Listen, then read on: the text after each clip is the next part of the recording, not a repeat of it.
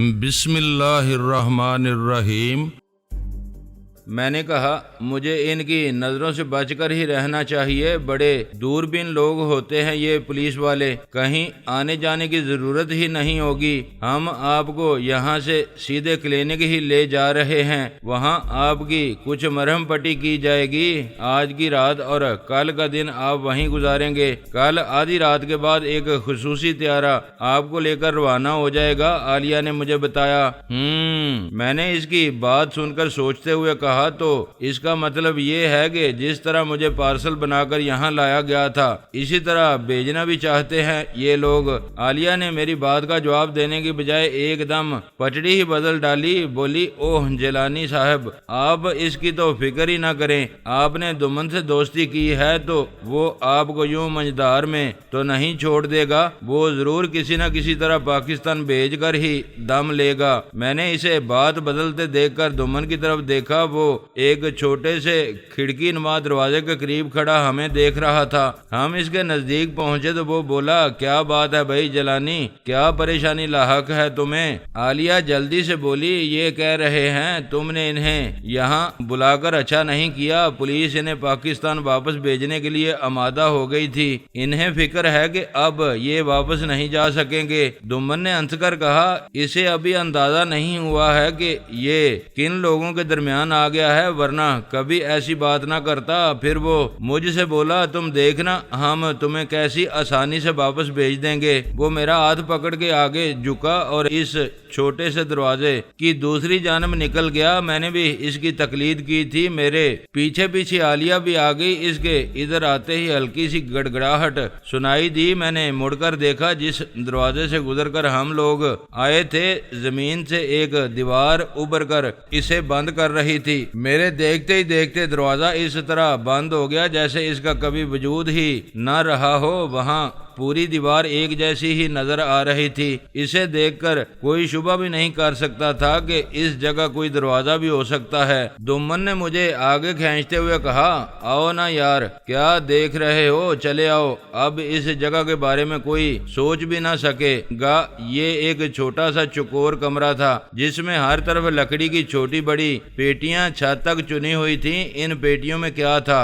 یہ تو میں نہیں جانتا، مگر اندازہ یہی ہے کہ منشیات کے سوا ان میں اور کچھ نہ ہوگا۔ کمرے کے درمیان چھت میں ایک تیز روشنی کا بلب لگا ہوا تھا جس کی روشنی میں کمرے کی ہر چیز صاف نظر آ رہی تھی۔ سامنے ہی چند قدم کے فاصلے پر اوپر جانے کے لیے لکڑی کا ایک زینہ تھا جس کا آخری سرا چھت سے لگا ہوا نظر آ رہا تھا۔ زینے کے اختتام پر کوئی ایسا راستہ بظاہر تو نہیں تھا جس کے ذریعے اوپر اس کمرے سے باہر جایا جا سکتا، لیکن مجھے یقین تھا جس طرح اس کمرے میں آنے کے بعد گودام میں کھلنے والا وہ چھوٹا سا دروازہ معدوم ہو گیا تھا جس سے گزر کر ہم اس چھوٹے سے گودام میں آئے تھے، اسی طرح زینے کے اختتام پر بھی کوئی دروازہ یا کھڑکی ضرور موجود ہوگی، ورنہ یہاں زینے کی موجودگی کا کوئی جواز نہ تھا۔ دمن نے زینے کے پاس پہنچ کر میرا ہاتھ چھوڑ دیا اور میرے آگے آگے زینے پر چڑھنا شروع کر دیا۔ میں بھی اس کی تقلید میں اوپر چڑھنے لگا۔ دمن آخری سیڑھی پر پہنچ کر کھڑا ہو گیا، اس نے اپنے سامنے کی دیوار کو ہلکا سا دھکا دیا، بالکل اسی طرح جیسے کسی بڑے ہوئے دروازے کو دھکا دے کر کھولا جاتا ہے۔ اس کے دھکا دیتے ہی دیوار کا کوئی 3 فٹ چوڑا اور 5 فٹ اونچا حصہ کسی دروازے ہی کی طرح کھل گیا۔ دمن کے پیچھے پیچھے میں اور عالیہ بھی اس کھلے ہوئے دروازے میں داخل ہو گئے تھے۔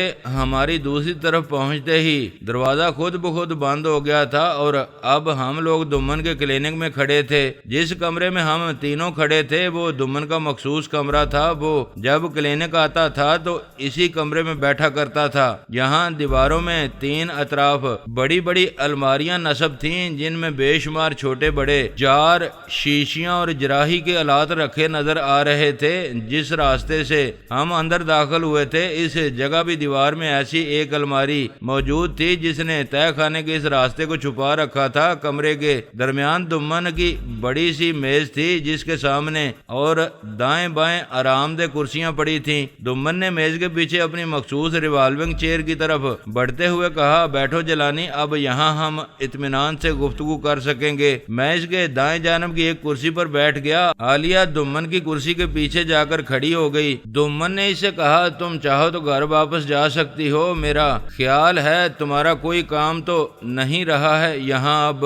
ہاں تم لوگ باتیں کرو، میں جا رہی ہوں، ضرورت پڑے تو مجھے فون کر دینا، میں گھر پر ہی ہوں گی۔ عالیہ نے فوراً کہا اور دروازے کی طرف بڑھتے ہوئے بولی، میں استقبالیہ والوں سے کہہ جاتی ہوں اگر کوئی تم سے ملنے آئے تو کہہ دیں تم یہاں نہیں ہو۔ ہاں یہ ضرور کہہ دی جانا ان سے، اور کسی سے 2 کپ کافی کے لیے بھی کہہ دینا۔ وہ اپنی کرسی پر جھولتے ہوئے بولا۔ اس کے جانے کے بعد دمن مجھ سے بولا، تمہیں پولیس والوں نے زیادہ پریشان تو نہیں کیا؟ اوہ نہیں یار، یہاں کے پولیس والے تو بڑے شریف ہوتے ہیں۔ میں تو حیران ہوں، اس دنیا میں ایسی پولیس بھی موجود ہے جو مار پیٹ کرتی ہے، نہ گالیاں دیتی ہے۔ یہ اگر ہمارے ملک میں پہنچ جائیں تو لوگ ان کے مرید ہونے کے لیے آنے لگیں۔ یہاں کی پولیس دراصل قانون کی محافظ ہے، نہ خود قانون شکنی کرتی ہے نہ دوسروں کو کرنے دیتی ہے۔ معاشرے کی درستی اور قانون کی بالادستی کے لیے پولیس کا کردار نہایت اہم ہوتا ہے۔ اگر پولیس راشی اور مجرموں کی پشت پناہ ہو جائے تو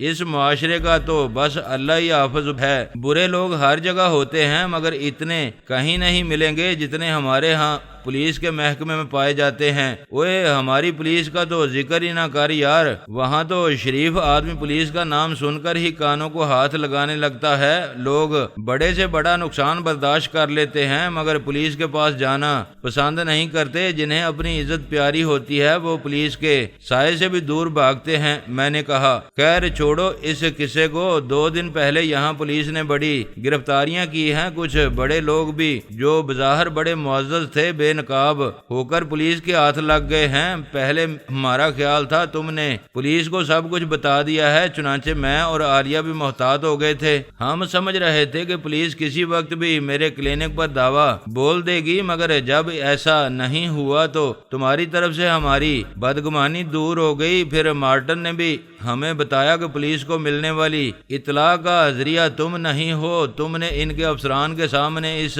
بات سے صاف انکار کر دیا تھا کہ اس نے تمہیں تھانے کی حوالات سے فرار ہونے میں مدد دی تھی۔ پولیس کی اطلاعات کا ذریعہ کیا تھا یہ ہمیں معلوم نہیں ہو سکا، لیکن تمہاری پوزیشن بہرحال صاف ہو گئی اور اس طرح تم پر ہمارا اعتماد بھی پختہ ہو گیا۔ مجھے تو پہلے ہی یقین نہیں تھا، میں تمہیں اتنے کمزور اعصاب کا آدمی نہیں سمجھتا کہ تم پولیس کے تشدد یا اس کے نفسیاتی حربوں کا مقابلہ نہ کر سکو۔ میں ایک عرصے سے تمہیں جانتا ہوں، اگر تم میں ذرا سی بھی کمزوری دیکھتا تو کبھی تمہاری طرف دوستی کا ہاتھ نہ بڑھاتا۔ مجھے خوشی ہے تم نے مجھے اپنوں کے سامنے شرمندہ نہیں ہونے دیا۔ میں بھی دل ہی دل میں بہت خوش ہو رہا تھا کہ میرے عزائم کی انہیں ہوا بھی نہیں لگ سکی تھی۔ وہ اسی خوش فہمی میں مبتلا تھے کہ انہوں نے اس سرکش گھوڑے غلام جیلانی کو لگام لگا کر اپنے قابو میں کر لیا ہے۔ میرے لیے یہی بہتر تھا وہ میرے بارے میں کسی بدگمانی کو اپنے دل میں جڑ نہ پکڑنے دیں۔ میں نے کہا، ان بیچاروں کی تو بات ہی کیا ہے،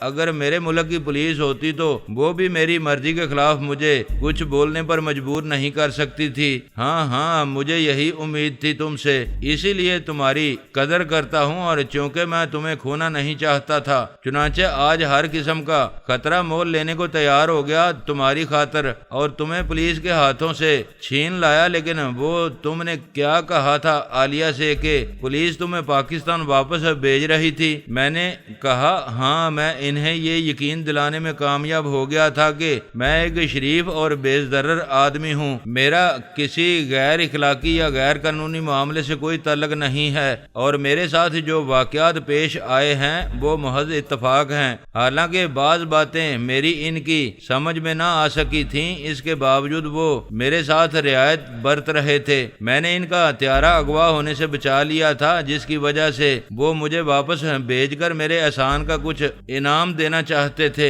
اگر تم درمیان میں نہ آ جاتے تو کل تک میری روانگی متوقع تھی۔ مجھے یہ نہیں معلوم تھا، میں تو یہی سمجھ رہا تھا کہ وہ تمہاری زبان کھلوانے کے لیے تم پر اپنے حربے آزما رہے ہیں۔ آج مجھے جیسے ہی یہ اطلاع ملی کہ تم ایک پولیس افسر کے ساتھ علی ور کے گھر سے نکلے ہو، میں نے راستے ہی سے تمہیں اغوا کرنے کا منصوبہ بنا لیا۔ میرے آدمی اس کار پر نظر رکھے ہوئے تھے جس میں تم باہر گئے تھے۔ مجھے اطلاع ملی کہ وہ تمہیں ایک اور پولیس افسر کے گھر لے گیا ہے، تو میں اپنے آدمیوں کو کسی نسبتاً ویران جگہ پر اپنی کارروائی کرنے کا حکم دے دیا۔ نتیجہ تم خود دیکھ رہے ہو، دومن نے فخریہ انداز میں کہا۔ نتیجہ اس کے برعکس بھی ہو سکتا تھا۔ تمہارے آدمیوں نے ہمیں پولیس افسر گریگری کے مکان کے قریب ہی روک لیا تھا۔ اگر وہ اپنے مکان کے باہر ہوتا یا اس نے کسی کو ہماری نگرانی پر مقرر کیا ہوتا تو بازی پلٹ بھی سکتی تھی۔ میں بولا، وہ بعد کی بات تھی، ایسے معاملات میں خطرات تو مول لینا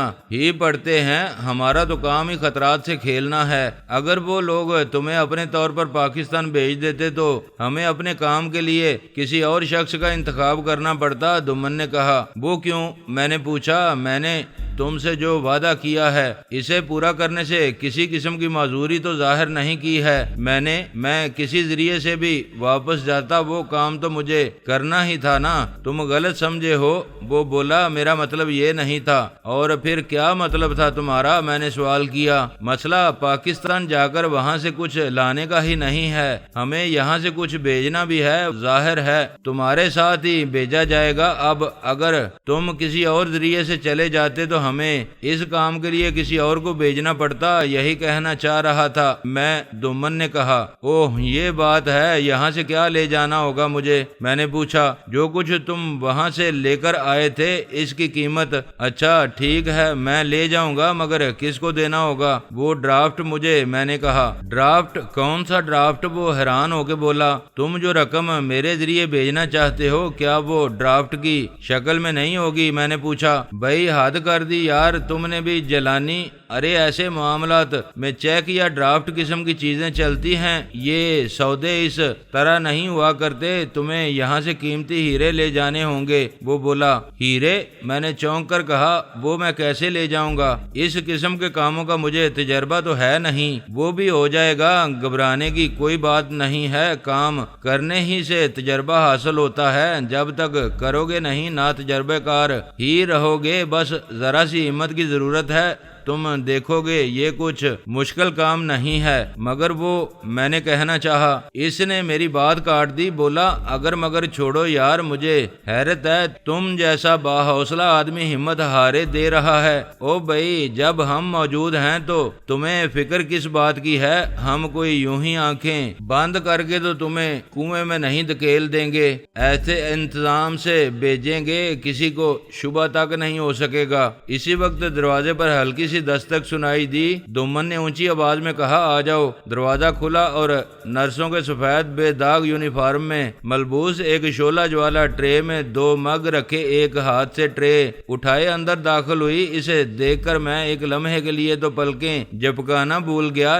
کیسی کیسی حور پریاں جمع کر رکھی تھیں اس دومن بے دین نے اپنے ارد گرد۔ ایک وہ شعلہ بد اما سلور تھی جسے پہلے روز میں نے دومن کے مکان پر دیکھا تھا، جس سے اس نے مجھے گانا بھی سنوایا تھا، اور وہ لوگ جب مجھے اسمگل کر کے یہاں لائے تھے تب بھی میں اس کلینک میں رہا تھا۔ گویا یہاں حسن و جمال کی فراوانی اس وقت بھی دیکھی تھی میں نے، مگر ایسی سنگ مرمر کی تراشیدہ مورت پہلی بار ہی دیکھ رہا تھا میں یہاں۔ شاید دومن نے چن چن کر نادر شاہکار اپنی خدمت کے لیے مخصوص کر رکھے تھے، غالباً اسی لیے وہ عالیہ بیگم اس سے کچھ اکھڑی رہتی تھی۔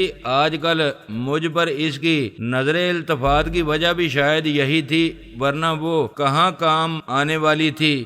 اس نے میرے قریب آ کر کافی کا مگ میرے سامنے رکھا تو میری نظریں اس کے حسین چہرے سے الجھ کر رہ گئیں۔ دومن نے میری وارفتگی دیکھ کر ہنستے ہوئے کہا، اب واپس بھی آ جا میرے یار، کہاں گم ہو گیا ہے تو؟ میں نے چونک کر اسے دیکھا اور اردو میں بولا، گم کہاں ہو سکتا ہوں یار، میں تو تیرے ذوق جمال کی داد دے رہا تھا۔ کیا حال ہوتا ہوگا تیری اس عالیہ بیگم کا ان گل رخوں کو تیرے گرد دیکھ کر تو بہت غلط انداز میں سوچ رہا ہے جیلانی۔ ان کا اور عالیہ کا کیا مقابلہ ہو سکتا ہے؟ تو نہیں جانتا عالیہ کا کیا مقام ہے میرے دل میں۔ یہ تو میری ضرورت ہے، صرف ضرورت۔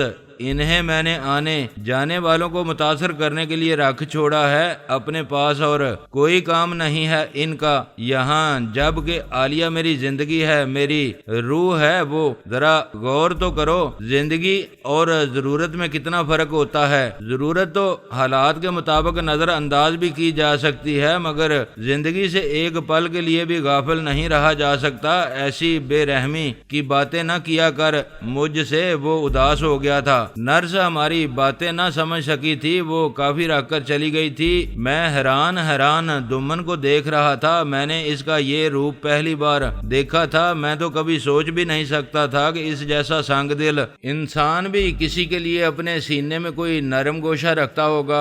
اس پتھر دل پر بھی کسی کی محبت نقش ہوگی۔ وہ عالیہ کے سلسلے میں بے حد ٹچی سا تھا، اور میں نے عالیہ کو بھی اس کے لیے ایسا ہی بے چین دیکھا تھا۔ میں نے اب سے پہلے اسے جب بھی دیکھا تھا سر سے پیر تک دمن ہی کے رنگ میں رنگا پایا تھا، مگر اس بار وہ خاصی بدلی نظر آتی تھی۔ اس نے میرے ساتھ جس وارفتگی کا اظہار کیا تھا، اس میں دمن کا وجود کہیں دور تک نظر نہیں آتا تھا۔ اب تک سمجھ نہیں سکا تھا۔ میں ابتدا میں تو یہی سمجھتا رہا کہ یہ دونوں زن و شوہر مجھے اپنے دام میں لانے کے لیے اپنے تمام ہنر سارے کے سارے حربے آزما رہے ہیں مجھ پر، مگر عالیہ نے اپنی زندگی کے سارے رموز مجھ پر آشکار کر دیے، اور میری حفاظت کے لیے وہ عجیب طلسمی انگوٹھی مجھے دے دی۔ تو میرے لیے اس کی محبت پر یقین کرنے کے سوا کوئی چارہ نہ رہا تھا، مگر اب دمن کی باتیں سن کر میں پھر الجھن میں مبتلا ہونے لگا تھا۔ مجھے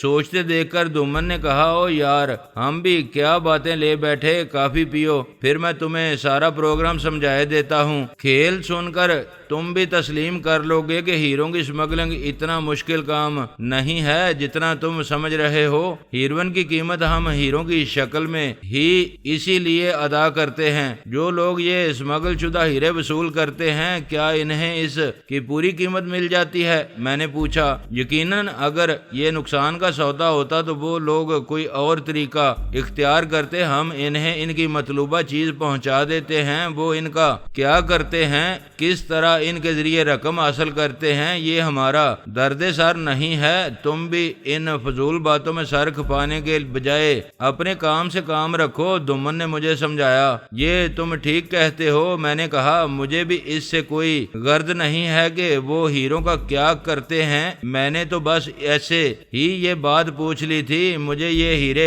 کس کو پہنچانے ہوں گے، اس سلسلے میں بھی تمہیں فکر مند ہونے کی ضرورت نہیں ہے۔ تم کراچی پہنچو گے تو وہ خود تم سے رابطہ قائم کر لیں گے، دمن بولا، بلکہ ایئرپورٹ سے ہی وہی تمہیں اپنے ساتھ لے جائیں گے۔ کراچی میں تم ان کے مہمان ہوگے۔ میں کافی کے ہلکے گھونٹ حلق سے اتارتے ہوئے سوچنے لگا، یار جیلانی، یہ تو بات ہی کچھ نہیں ہوئی، سارا معاملہ ہی الٹا ہو کر رہ گیا ہے۔ اگر میں اس طرح یہاں سے چلا گیا تو گریگری کو کیسے پتا چلے گا کہ میں کہاں ہوں؟ وہ مجھے اسی شہر میں تلاش کرتا رہ جائے گا۔ اس سے رابطے کا میرے پاس کوئی ذریعہ نہیں ہے۔ میں اسے کیسے اطلاع دوں گا اپنے وطن پہنچنے کی؟ اگر کراچی پہنچ کر میں اسے خط لکھوں تو مجھے اس کے مکان کا پتہ معلوم نہیں ہے، اور اگر پولیس اسٹیشن کے پتے پر خط بھیجا جائے تو ممکن ہے وہاں بھی کوئی ہارٹن موجود ہو اور خط کھول کر دیکھ لے۔ اگر ایسا ہو گیا تو ہماری ساری پلاننگ دری کی دری رہ جائے گی۔ ویسے تو سنا ہے کہ امریکی CIA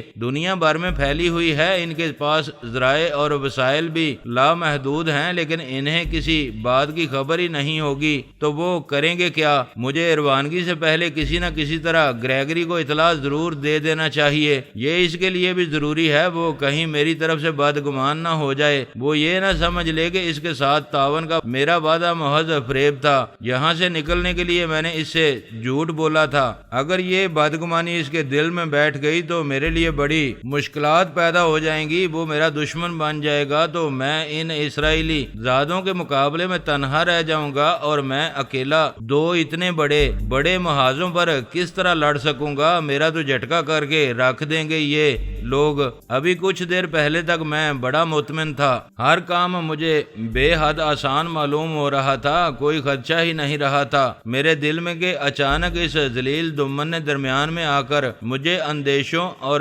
وسوسوں میں مبتلا کر دیا تھا۔ میں اس سے یہ بھی نہیں کہہ سکتا تھا کہ تو نے ایسا کیوں کیا۔ میں نے کافی کا مگ خالی کر کے رکھتے ہوئے دمن کی طرف دیکھا، وہ بہت غور سے مجھے دیکھ رہا تھا، شاید میرے چہرے سے میری اندرونی کیفیت کو پڑھنے کی کوشش کر رہا تھا۔ مجھے اپنی طرف متوجہ دیکھ کر بولا، تم کچھ زیادہ ہی فکر مند نظر آ رہے ہو مجھے جیلانی، آخر ایسی کیا بات ہے؟ تم یقین کرو ہم کسی مصیبت میں پھنسنے نہیں دیں گے تمہیں۔ میں نے جلدی سے بات بنائی، نہیں یار مجھے اس کی کوئی فکر نہیں ہے، بس ذرا اماں جی کا خیال آ گیا تھا، وہ میرے یوں اچانک غائب ہو جانے سے بڑی پریشان ہو رہی ہوں گی، حالانکہ اس کے لیے یہ کوئی نئی بات نہیں ہے، اب تو یہ میرا معمول سا بن گیا ہے، کبھی اچانک اس کے سامنے پہنچ کر اسے حیران کر دیتا ہوں اور کبھی ایک دم یوں غائب ہو جاتا ہوں جیسے میں بھی کوئی سپنا رہا ہوں۔ اس کے لیے وہ عادی ہو چکی ہے اس کی، مگر پھر بھی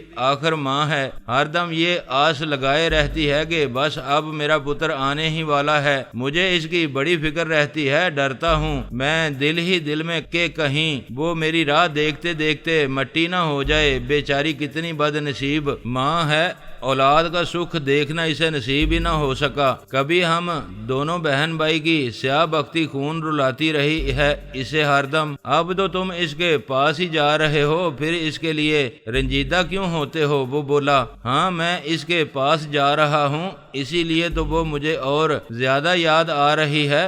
آدمی جب اپنے کسی پیارے کی طرف جانے کا ارادہ کرتا ہے تو دل کی عجیب کیفیت ہو جاتی ہے، بس یہی جی کرتا ہے کہ اڑ کے اس کے سامنے جا پہنچے۔